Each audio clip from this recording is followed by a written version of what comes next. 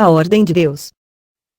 A esfera de ministério das irmãs. Outro aspecto em que as assim chamadas igrejas da cristandade se distanciaram da ordem estabelecida por Deus, é o lugar e ministério das irmãs. Alguém poderia perguntar, vocês acreditam que uma irmã possa ministrar? Nossa resposta seria, sim, pois é o que ensinam as escrituras. Em Romanos capítulo 16 versos 1, diz, recomendo-vos, pois, Febe, nossa irmã, a qual serve na igreja que está em Cencreia. Na verdade acreditamos que Deus gostaria que todas as irmãs na igreja fossem ministras, isto é, no sentido bíblico da palavra. Todavia, se a pergunta for feita usando o termo ministro, do modo como é comumente utilizado, o que implica reconhecer a falsa posição ocupada pelo clero, então de maneira nenhuma poderíamos acreditar que uma irmã ou mesmo um irmão, deveria ocupar tal posição clerical. As escrituras deixam bem claro que o papel da mulher na igreja não é desempenhado em público. Quando a Bíblia fala da oração em público, ela diz, quero, pois, que os homens orem em todo lugar. Deus não diz o mesmo para as mulheres. Evidentemente elas devem orar, mas não em todo lugar, isto é, não em um evento público. No que diz respeito ao ensino e à pregação, a palavra de Deus diz, as vossas mulheres estejam caladas nas igrejas, porque não lhes é permitido falar, mas estejam sujeitas, como também ordena a lei. E também, a mulher aprenda em silêncio, com toda a sujeição. Não permito, porém, que a mulher ensine, nem use de autoridade sobre o marido, mas que esteja em silêncio. Porque primeiro foi formado Adão, depois Eva. E Adão não foi enganado, mas a mulher, sendo enganada, caiu em transgressão. Se fosse para as mulheres ministrarem a palavra publicamente na Assembleia, Paulo as teria incluído em suas instruções para o ministério público. Mas em 1 Coríntios capítulo 14 versos 29, onde ele dá essas instruções, ele diz, falem 2 ou 3 profetas. Ele não diz falem 2 ou 3 profetisas. Na verdade, na igreja em Tiatira havia uma mulher que tinha assumido o papel de ensinar, mas o Senhor mostra sua desaprovação dizendo, tenho contra ti que toleras, permites, Jezabel, mulher que se diz profetiza, ensinar. Da mesma forma, quando se trata de exercer autoridade nas questões administrativas de uma assembleia local, a palavra de Deus diz que alguém que ocupe essa posição deve ser marido de uma mulher. Acerca disso a palavra de Deus também diz, congregaram-se, pois, os apóstolos e os anciãos para considerar este assunto. Não há menção de mulheres, ou jovens, envolvidas neste trabalho administrativo. Além disso, quando aqueles homens se reuniram para tratar de questões administrativas, Pedro dirigiu-se a eles, dizendo, homens irmãos. A expressão ali é claramente restrita aos homens. Pedro não se dirigiu às mulheres porque elas não estavam ali. Isto demonstra que as mulheres, apesar de terem um papel importante na Assembleia, não faziam parte da liderança administrativa na igreja. As escrituras falam de homens distintos, ou principais, entre os irmãos, mas nunca fala de mulheres tomando a liderança entre os irmãos. Elas não deveriam exercer autoridade sobre os homens. O ministério das irmãs. Portanto fica evidente que as escrituras afirmam que as irmãs não devem ter um papel no ministério público, mas elas têm um importante ministério a desempenhar para o Senhor, para o qual os homens geralmente não estão capacitados. O ministério das mulheres é na esfera da vida doméstica e privada, elas não precisam competir com os irmãos na esfera do ministério público e administrativo. As escrituras dizem, as mulheres idosas que ensinem as mulheres novas a serem prudentes, amarem seus maridos, amarem seus filhos, a serem moderadas, castas, boas donas de casa, sujeitas a seus maridos, a fim de que a palavra de Deus não seja blasfemada. E também, quero, pois, que as que são moças se casem, gerem filhos, governem a casa. A tua mulher será como a videira frutífera aos lados da tua casa, os teus filhos como a plantas de oliveira à roda da tua mesa. Há muitas outras passagens que mostram a esfera na qual as irmãs devem ministrar. É triste vermos que em quase todas as assembleias de cristãos nos dias de hoje esta ordem não é observada. As mulheres estão pregando e ensinando em púlpitos, e também ocupam postos de liderança nas várias igrejas. As escrituras que citamos costumam ser distorcidas ou consideradas antiquadas e discriminatórias. Com muita frequência vemos uma inversão na ordem do ministério de irmãos e irmãs. Por exemplo, ouvimos falar de irmãos, no papel do pastor, que tem encontros em particular com mulheres, geralmente mulheres jovens, com o objetivo de aconselhá-las em sua vida pessoal. É frequente pessoas assim acabarem caindo em algum tipo de imoralidade, para a desonra do Senhor. Temos um artigo artigo que mostra que mais de 80% dos homens no ministério que caíram em imoralidade, chegaram a tal ponto como resultado de sessões de aconselhamento. Muito disso teria sido evitado se esse ministério na igreja fosse desempenhado por mulheres. As escrituras indicam que esse ministério de aconselhamento pessoal para mulheres, não é para os irmãos. Trata-se de um ministério de responsabilidade das irmãs, de preferência irmãs mais velhas. Isto é ensinado na epístola de Paulo a Tito. Dentre outras coisas, como a tarefa de escolher presbíteros, Tito recebeu o encargo de transmitir uma palavra de exortação dirigida às diferentes classes de crentes que havia em Creta. Ali ele deveria entregar algo para os velhos, mulheres idosas, jovens, moços e servos. Tito tinha a incumbência de entregar essas mensagens pessoalmente a cada um deles, exceto as mulheres jovens. Paulo instrui especificamente para que dissesse às mulheres mais velhas que entregassem a mensagem às mulheres jovens. Esse trabalho pastoral dedicado às jovens não era a esfera do ministério de Tito. William Kelly escreveu: podemos observar a maneira sábia e santa como ele, Tito, é instruído a admoestar as mulheres jovens, não diretamente, mas por intermédio das anciãs. Se, por alguma razão, um irmão precisar estar envolvido nesse tipo de aconselhamento, que o faça na companhia de sua esposa. Este é apenas um exemplo de um ministério que Deus deu às irmãs, e que não foi concedido aos homens. Ao desejarem fazer a vontade de Deus, as irmãs que aceitaram a ordem de Deus no que concerne à sua esfera de ministério, encontraram uma paz e um contentamento impossíveis de serem descritos com palavras. 3 razões pelas quais as irmãs ocupam um lugar de subordinação no cristianismo. Entendemos que este não é um assunto muito popular hoje em dia, e será particularmente difícil de ser aceito por alguns que se apoiam na filosofia do movimento de liberação feminina. Apesar dessa filosofia popularmente aceita em nossos dias, a Bíblia apresenta ao menos 3 razões pelas quais as irmãs devem ocupar um lugar de submissão no cristianismo. Após o apóstolo Paulo ter falado do lugar das irmãs na casa de Deus em 1 Timóteo capítulo 2 versos 9 ao 12, ele continuou para nos ensinar a razão disso. Para isso ele usa a palavra porque, no versículo seguinte, 1.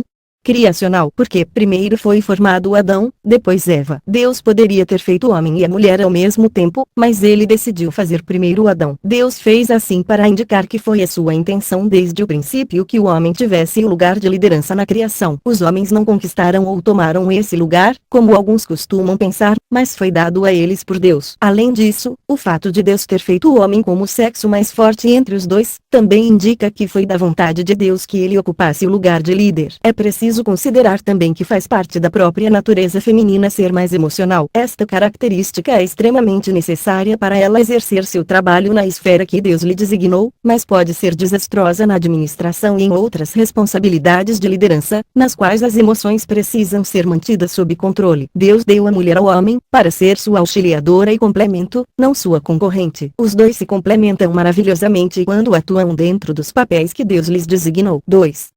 Governamental. E Adão não foi enganado, mas a mulher, sendo enganada, caiu em transgressão. Paulo segue apresentando uma segunda razão. A falha ocorreu, quando Eva agiu de forma independente, assumindo assim a liderança na família de Adão. Daquele dia em diante o seu lugar seria de sujeição ao seu marido. Isto decorre do julgamento governamental de Deus, e pode parecer um pouco severo, mas foi o que o Senhor disse à mulher. O teu desejo será para o teu marido, e ele te dominará. A irmã que reconhece o lugar que Deus lhe deu, e se submete à sua vontade neste sentido, pode ser de verdadeira bênção.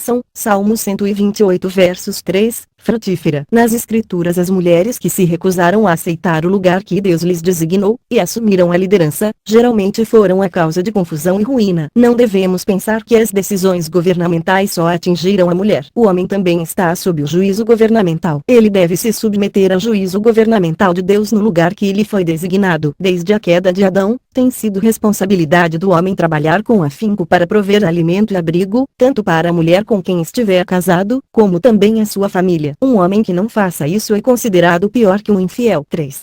Testemunhal. Em outra parte o apóstolo Paulo diz: vós, mulheres, sujeitai-vos a vossos maridos, como ao Senhor, porque o marido é a cabeça da mulher, como também Cristo é a cabeça da igreja, sendo ele próprio o salvador do corpo. De sorte que, assim como a igreja está sujeita a Cristo, assim também as mulheres sejam em tudo sujeitas a seus maridos. Grande é este mistério, digo, porém, a respeito de Cristo e da igreja. Esta é uma terceira razão pela qual as mulheres cristãs devem assumir um lugar de submissão. As irmãs que estão no relacionamento do matrimônio podem, por sua sujeição ao marido, exibir para o mundo uma pequena figura da submissão da igreja a Cristo. Mas a Bíblia diz que as mulheres devem orar e profetizar. Há quem não acredite que as passagens que falam do lugar da mulher em 1 Coríntios capítulo 14 versos 33 a 38 e 1 Timóteo capítulo 2 versos 11 a 14, estejam se referindo à pregação e ao ensino, pois se assim fosse elas estariam contradizendo 1 Coríntios capítulo 11 verso 5. Que diz, toda mulher que ora ou profetiza. O argumento utilizado é o de que Deus não teria dito para as mulheres orarem e profetizarem em um lugar da Bíblia, para depois dizer o contrário em outro. A conclusão a que chegam é que o falar em 1 Coríntios capítulo 14, deve estar se referindo a algum problema local em Corinto, onde as mulheres estariam interrompendo a adoração da congregação fazendo perguntas fora do contexto, perguntas essas que poderiam ser feitas em casa. Antes de qualquer coisa, se cremos que a Bíblia é inspirada pelo infalível Deus, então certamente devemos aceitar que não existem erros ou contradições em sua santa palavra. O obreiro precisa saber manejar bem a palavra da verdade para encontrar o significado de uma passagem em particular. Se olharmos com atenção 1 Coríntios 11, veremos que o versículo que fala de mulheres orando e profetizando, verso 5, vem antes das instruções dadas aos santos para quando eles estão reunidos, versos 17. O versículo 17 neste capítulo marca um novo parágrafo e segue mostrando a ordem de coisas para quando os santos estão reunidos para adoração e o ministério. Ali diz, nisto, porém, que vou dizer-vos não vos louvo, porquanto vos ajuntais, não para melhor, senão para pior. Porque antes de tudo ouço que, quando vos ajuntais na igreja, deste versículo em diante, e ao longo do capítulo 14, o apóstolo trata de questões diretamente relacionadas ao momento em que os santos estão reunidos em uma assembleia. Isto é indicado por Paulo que repetidamente diz, quando vos ajuntais. Conforme temos dito, os versículos que se referem à mulher que ora e profetiza são encontrados numa seção que precede as instruções para os santos quando estão reunidos. Isso demonstra que naquela passagem, versos 2 a 16, ele não está se referindo especificamente às atividades dos santos quando reunidos para o ministério. O assunto ali é mais amplo, portanto inclui a esfera doméstica etc. R. K. Campbell escreveu, esta passagem, versos 2 a 16, permite que a mulher faça essas coisas, mas não indica onde elas devem ser feitas. Mas o capítulo 14 fala especificamente que tal ministério das mulheres não é permitido na Assembleia. Isso demonstra que Deus não impede as mulheres de orarem e profetizarem. Elas têm muitas oportunidades para fazerem isso na sua esfera doméstica, fora das reuniões públicas da Assembleia. Portanto, não existe qualquer contradição entre as duas passagens. Uma está falando do momento quando os santos estão na Assembleia, como o versículo claramente indica, enquanto a outra é genérica, e não especifica a Assembleia. Ao respondermos às objeções que costumam ser feitas às claras afirmações das Escrituras, somos constantemente confrontados com ideias que as pessoas introduziram nas Escrituras. A suposição de que as mulheres de Corinto estavam atrapalhando as reuniões com tagarelices ou conversas paralelas, é um exemplo clássico disso. As Escrituras não dizem coisa alguma a respeito. O modo como o apóstolo Paulo tratava as Escrituras era exatamente o oposto ao dos cristãos de nossos dias. Ele não introduzia ideias nas Escrituras, mas procurava entender aquilo que saía das Escrituras. Esta deveria ser uma diretriz para cada um de nós. Em seu contexto, o capítulo está tratando do exercício do dom de alguém de profetizar, ministrar, na Assembleia, e não de tagarelar. A palavra no original, que é traduzida como falar em 1 Coríntios capítulo 14 versos 34 e aplicada ali às mulheres, é a mesma usada em todas as outras partes do mesmo capítulo quando, por exemplo, diz, falem 2 ou 3 profetas, e, se alguém falar, etc. Ninguém iria discutir que estas passagens significam falar no sentido de ministrar a palavra. Mesmo assim, quando chegamos ao versículo no mesmo capítulo que proíbe as irmãs de falarem, alguns querem alterar o significado da palavra para tagarelar. Parece que essas pessoas estão dispostas a aceitar qualquer tipo de explicação para o significado da palavra, mesmo uma explicação irracional, só para não admitirem que a passagem esteja se referindo à proibição de profetizar ou ministrar a palavra. Essa insistência em distorcer a palavra de Deus só acontece porque existem outros interesses, são pessoas que querem que as mulheres preguem a palavra e buscam apenas uma desculpa para introduzir suas próprias ideias nas Escrituras.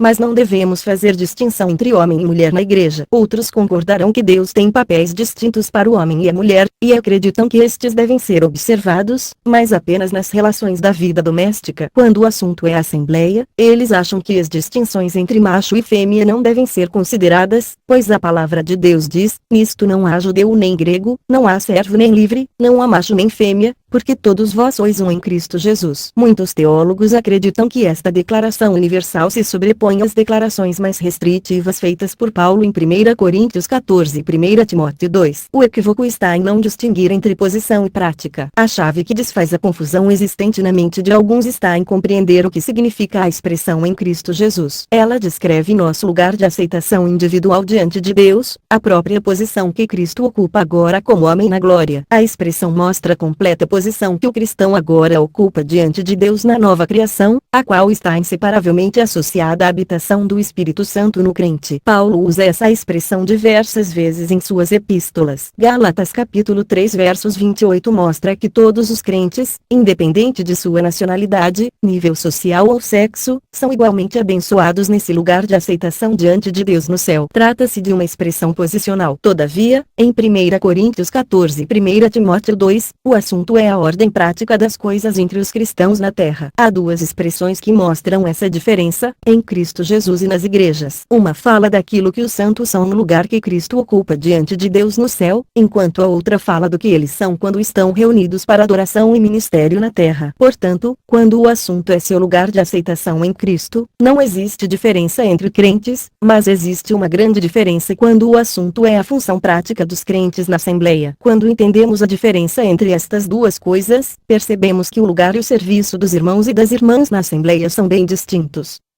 Mas aquelas coisas se aplicavam apenas a Corinto. Outros dizem que a proibição para as mulheres falarem na Assembleia se aplicava somente à Assembleia de Corinto, cidade particularmente conhecida por suas mulheres tagarelas e desavergonhadas. Supõe-se que essas mulheres em Corinto, após terem sido salvas, tenham continuado com seus velhos hábitos, e por isso acabavam atrapalhando as reuniões. A solução dada por Paulo para aquele problema local teria sido ordenar que ficassem em silêncio até que aprendessem a se comportar melhor. Conclui-se, portanto, que tal ordem não teria aplicação para as mulheres na igreja nos dias hoje. Mais uma vez tudo não passa de mera suposição afirmar que as mulheres agiam assim. As escrituras não dizem que havia tal problema. Além disso, é falsa a ideia de que tais instruções tivessem sido dadas apenas para Corinto. O início da epístola mostra que os princípios apresentados ali são destinados a muito mais do que apenas aquela assembleia, eles são para todos os que em todo lugar invocam o nome de nosso Senhor Jesus Cristo. A própria passagem em 1 Coríntios 14, nos diz claramente que tal ordem referia-se a todas as igrejas dos santos.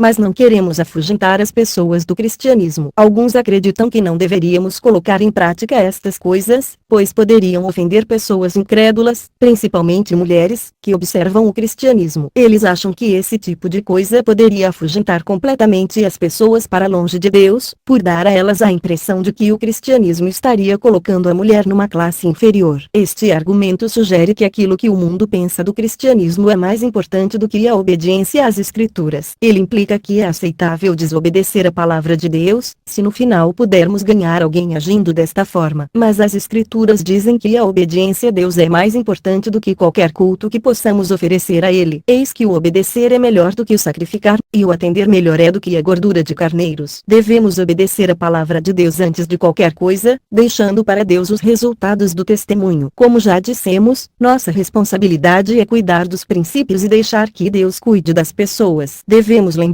que este é o trabalho dele. Afinal, é ele quem produz o exercício espiritual nas pessoas por meio de seu poder vivificador. O Senhor elogiou a Assembleia em Filadélfia dizendo, tendo pouca força, guardaste a minha palavra, e não negaste o meu nome. De modo algum poderíamos contar com seu elogio e bênção, se desobedecêssemos ao ensino claro de sua palavra. Façamos aquilo que sabemos que devemos fazer, e deixemos que ele cuide do resto. Isso é coisa do velho Paulo. Outros consideram que o apóstolo Paulo escreveu essas coisas sobre o lugar da mulher, por ser ignorante e insensível para com as mulheres. São pessoas que veem seus ensinos sobre o assunto, como se não passasse de opiniões pessoais, pelo fato de ele ser solteiro. Ficamos em dúvida se pessoas que pensam assim, acreditam na inspiração das escrituras. Devemos nos lembrar de que essas coisas são as escrituras divinamente inspiradas. Elas não são meras opiniões de um solteiro, mas sim mandamentos do Senhor. No mesmo capítulo em que Paulo falou essas coisas relacionadas ao lugar da mulher, ele também disse, se alguém cuida ser profeta, ou espiritual, reconheça que as coisas que vos escrevo são mandamentos do Senhor. Cobertura para a cabeça. Outra coisa que hoje tem sido desprezada entre os cristãos é o uso de cobertura para a cabeça. Em 1 Coríntios 11 temos instruções claras e explícitas dadas às irmãs para que tenham a cabeça coberta quando estiverem sendo tratados assuntos divinos. Já que a passagem das Escrituras não especifica onde a cobertura da cabeça deve ser usada, não temos autoridade para afirmar que ela se aplique apenas às reuniões da Assembleia. Seu uso é mais amplo. Sua aplicação se estende a qualquer lugar onde a palavra de Deus estiver sendo estudada, seja em reuniões públicas ou no estudo da palavra em particular. Costuma-se perguntar, por que Deus iria querer que as irmãs cobrissem a cabeça? Qual a utilidade disso? Deus não apenas nos diz para fazer algo, mas ele também explica a razão. É esta a beleza do cristianismo. Temos um culto racional. Quando entendemos a razão de Deus nos pedir para praticarmos algo, nossa obrigação é obedecer sua palavra, pois então podemos fazer isso de forma inteligente e com um propósito. Isto contrasta com o culto que era oferecido sob a lei. Os israelitas não entendiam muito daquilo que faziam em seu culto a Deus. O ato de descobrir a cabeça, por parte dos irmãos, e o cobrir a cabeça, pelas irmãs, são demonstrações dos princípios envolvidos na confissão cristã. O apóstolo mostra no início do capítulo que no cristianismo a cabeça do homem representa Cristo. Paulo diz, mas quero que saibais que Cristo é a cabeça de todo o homem, e o homem a cabeça da mulher, e Deus a cabeça de Cristo. Em seguida ele mostra que, por esta razão, os irmãos devem descobrir a cabeça quando tratarem das coisas divinas. Ao fazerem assim eles reconhecem que toda glória pertence a Cristo. Trata-se de um ato deliberado de testemunho da parte dos irmãos, e reflete nosso desejo de conceder toda a glória a Cristo, nosso cabeça vivo no céu. Paulo diz, o homem, pois, não deve cobrir a cabeça, porque é a imagem e glória de Deus, mas a mulher é a glória do homem. Esta atitude glorifica Cristo e deve ser feita tendo isto em vista. Por outro lado, no cristianismo a mulher representa a glória do homem. Ali diz, o homem, pois, não deve cobrir a cabeça, porque é a imagem e glória de Deus, mas a mulher é a glória do homem. Porque o homem não provém da mulher, mas a mulher do homem. Porque também o homem não foi criado por causa da mulher, mas a mulher por causa do homem. Portanto, a mulher deve ter sobre a cabeça sinal de poderio, autoridade, por causa dos anjos. O cabelo da mulher é um sinal da glória natural do primeiro homem. O cabelo é seu véu permanente de beleza e glória. O apóstolo ensinava que o cabelo da mulher deveria ser coberto quando estivessem sendo tratadas as coisas divinas, por causa do que o cabelo representa. Quando as irmãs usam uma cobertura na cabeça, elas estão proclamando o fato de que não reconhecemos o primeiro homem como tendo qualquer lugar no cristianismo. Trata-se de uma confissão de que o homem e sua glória não têm lugar nas coisas divinas. Paulo acrescentou, por causa dos anjos. Deus estabeleceu certa ordem em sua criação. Homens e mulheres cristãos não devem negligenciar essa ordem, mas devem se lembrar de que são um espetáculo divinamente preparado. Os anjos estão aprendendo a sabedoria de Deus em seu agir entre os cristãos na terra.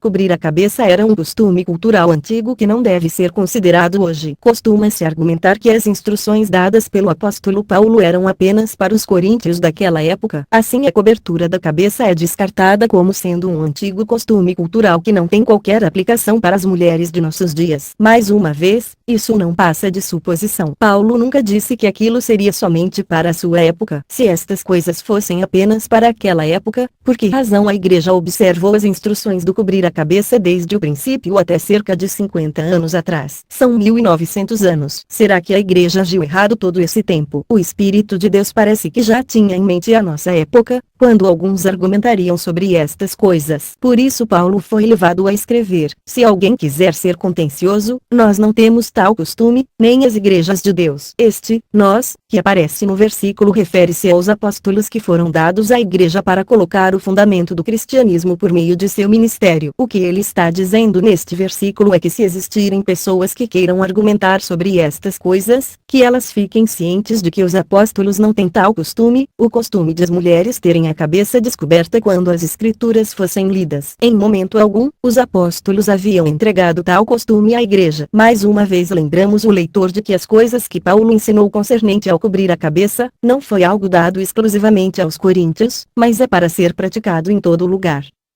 mas o cabelo da mulher é o seu véu. Outro argumento comumente usado para descartar o uso da cobertura é o versículo 15. Ali diz, mas ter a mulher cabelo crescido lhe é honroso, porque o cabelo lhe foi dado em lugar de véu. Usando este versículo, alguns argumentam que se a mulher tiver cabelo longo, e alguns que não precisa ser tão longo, então ela já estaria cumprindo esta passagem das Escrituras, pois seu cabelo funcionaria como um véu. Portanto, as mulheres não precisariam usar uma cobertura artificial para a cabeça por já terem uma cobertura proporcionada pelo cabelo. Todavia, se olharmos com mais atenção para esta passagem, veremos que são mencionadas duas coberturas. Paulo propositalmente usa duas palavras diferentes para distinguir as duas coisas. Infelizmente, na maioria das traduções isto não está indicado, e por isso o leitor acaba concluindo, em sua sinceridade, que o cabelo é uma cobertura suficiente para a mulher. Mas a palavra usada no idioma original para cobrir, nos versículos 4 a 6, é diferente da usada no versículo 15. No versículo 15 a palavra original é peribolaio, e indica o cabelo enrolado em torno da cabeça. Na linguagem moderna seria o equivalente a um penteado ou algo semelhante. Portanto, o cabelo da mulher é um véu, ou cobertura, de glória e beleza que a natureza lhe concedeu. Mas a palavra nos versículos 4 a 6, catakalupo, indica uma cobertura artificial para o cabelo, algo como um chapéu, lenço etc. Por isso fica bem claro que não existe fundamento para a ideia de que a mulher não precise colocar uma cobertura sobre a cabeça. Alguns argumentos são levantados por pessoas que querem fazer sua própria vontade, e acabam se mostrando ridículos quando tratados de maneira lógica. Esta ideia, em particular, de que a mulher pode deixar de trazer uma cobertura por esta já ser suprida pelo cabelo, é um exemplo disso. Se o cabelo é a cobertura da qual fala a passagem, então os homens também trariam por natureza uma cobertura, pois eles têm cabelo tanto quanto as mulheres. E se o cabelo é uma cobertura, como poderiam os irmãos orar e profetizar em obediência à palavra de Deus, se estiverem impedidos de ministrar a palavra com a cabeça coberta? Será que Paulo queria que todos os irmãos que ministram a palavra na reunião tivessem a cabeça raspada? Certamente aqueles que usam de tais argumentos não creem ser assim. E se eles acreditam que o cabelo seja um véu, por que não raspam a cabeça? Não conhecemos um grupo sequer de cristãos que faça isso. Evidentemente, não é de cabelo natural que a passagem está tratando, ao falar do véu. Levando o seu vitupério. Quando analisamos o assunto do lugar e ministério das irmãs na igreja, tendo em vista o declínio do testemunho cristão nos últimos dias, fica bastante óbvio que a recusa das mulheres em aceitarem o lugar que Deus lhes designou, é apenas mais uma evidência do grande abandono da verdade. O problema disso, e de muitos outros assuntos que tratamos neste livro, é que os cristãos não querem levar o vitupério ou a vergonha que está associada à prática do cristianismo bíblico. Como consequência, eles inventam todo tipo de desculpa para não seguir as simples declarações da palavra de Deus. Aqueles que atenderem à exortação, saiamos, pois, a ele fora do arraial irão levar seu vitupério, vergonha ou rejeição. Não há como escapar disso, o cristianismo normal é assim. Devemos, portanto, estar preparados para aceitar isso. Se por um lado podemos ser envergonhados por causa do nome do Senhor, por outro teremos também um senso de sua aprovação em nossa alma. Isto porque existe um gozo na senda de se fazer a vontade de Deus, gozo este que só é conhecido daqueles que caminham nela. Deleito-me em fazer a tua vontade, ó Deus meu.